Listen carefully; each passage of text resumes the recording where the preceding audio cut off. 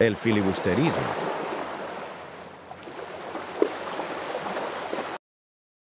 Pabor, istribor! Kapitan, bakit magbagal ang tagpo? Bakit hindi ito itulinan? Sapagkat baka tayo'y malagos sa mga bukirin. Yun, ginang.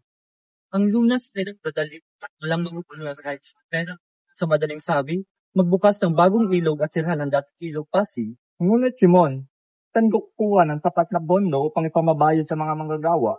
Hindi kinakailangan sapagkat ang mga bilanggo ang gagawa. Ngunit walang tapat na bilanggo.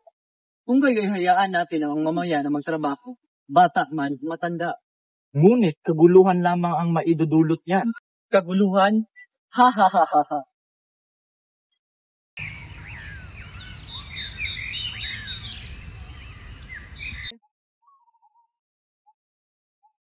Oh, Basilio, kamusta naman ang binubuo niyong Akademya ng Wikang Kastila?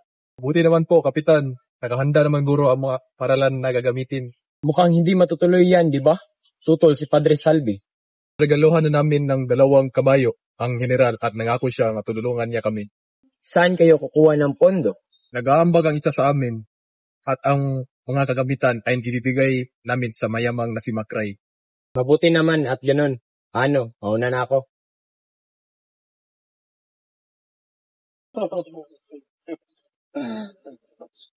Sila'y nakatuwa at kayo dyan. Hindi bang sumali?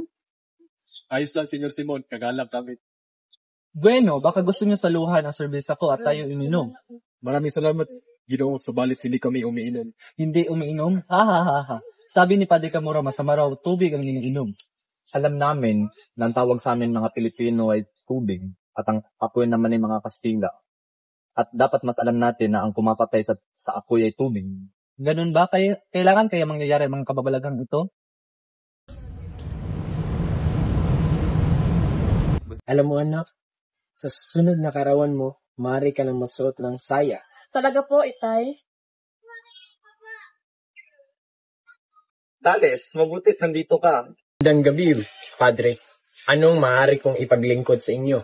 Kailangan mong magbayad ng buwis, 200 piso. Sabi mo bang magbabayad ako ng renta sa sarili kong lupa? Sapagkat hindi sapat ang iyong pagbayad sa nakaraang 13 taon. Akin itong lupa! Hindi sa kooperasyon. Lalaban ako!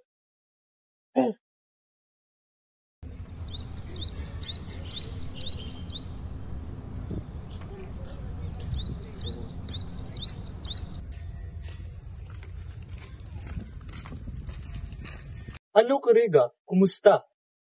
Pero Senyor Simon, mahirap aking negosyo. Anong mahirap? Iniligtas kita sa maraming opisyal. Pinaut-utang ko sila para hindi ka na maabala. Pero Senyor Simon, marami din may utang sa akin na hindi ko na din masingil. Wala din sila ibinigay sa akin resibo para akin masingil. Kuriga, mailan din akong baril na ipapasok sa iyo at itago sa iyong kamalig. Mahirap at mapanganib iyon, Senyor Simon. Huwag kang mag-alala, ako ang bahala. Naunawaan mo ba, Kuriga? O siya. Ikaw na ang bahala dyan. Basta hindi ako sasapit dyan.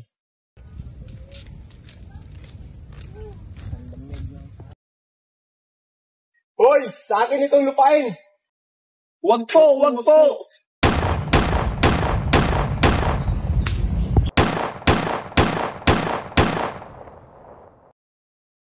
Sadyang walang modo talaga ang kabataan ngayon. Bumanhin, Ginoo. Di ba't kayong dahilan kung bakit nabigo ang pagtatag namin ng Akademya ng Wikang Kastila? Ako nga, dapat niyo akong pasalamatan. Anong pasalamatan?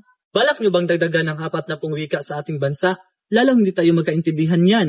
Ngunit, Ginoo, sa paglaganap ng Wikang Kastila, mas lalo tayong mapalapit sa pamalaan at mas lalo tayong magkaintindihan. Isang kamalian, anong balak niyong gawin?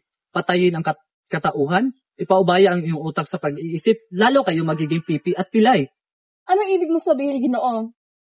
Ang wika ay salamin ng kaluluwa. Kapag inalis iyon ay wala ng katarungan ng ating bansa.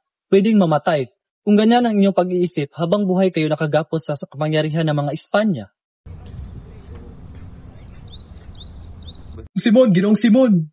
Oo, Basilio, anong sadya mo dito? Naging masama akong kapatid at anak. Nakalimutan kong pinaslang ang aking kapatid at pinaharapan ang aking ina. Wala akong ibang naramdaman ngayon kundi galit at paghiganti. Sadali, Dinamita ba yan? Oo, ngunit hindi ito basta dinamita lang. Naglalaman ito ng damdaming pinikis at pang-aapi.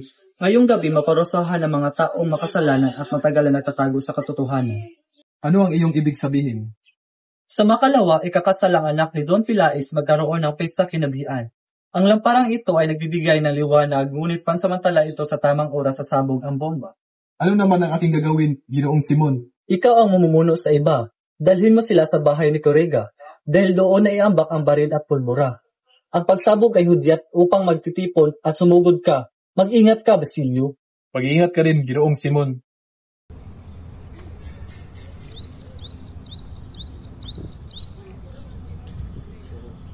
Ganda naman ang lamparang ito. Maraming salamat, Ginong Simon. Sigurado ka bang hindi ka kakain kahit saglit lang? Salamat sa inyong alok. Ngunit mahalaga talaga akong gagawin ngayon na hindi ipagliban. Pasensya na at mauna na ako. Salamat, Ginoong Simon. Ang ganda naman ang lamparang galing kay. Ay, sandali. Namatay ang sindi. Huwag kang mag-alala. Madali lang ang ayusin ito. Uy, sandali. Ano ito?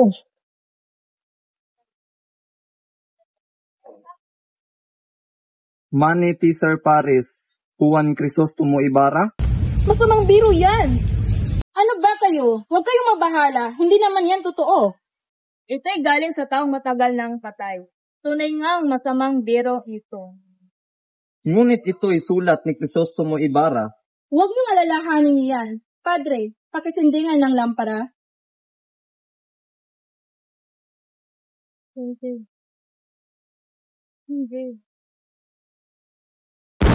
Nang hudya at sugod! Buhay si Crisostomo Ibarra? Marahil pinagmamasdan niya tayo. Marahil gayon na nga, ito ay bahagi ng kanyang plano. Ngunit paano siya nabuhay? Ano ang ugnayan ni Simon sa nagbigay ng lamparang yun?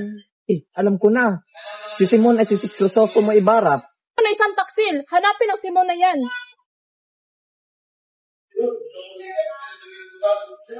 Bakit? Si Gani, tinapo na lang para sa ilong. Tumakbo ka na at iligtas mo ang iyong sarili.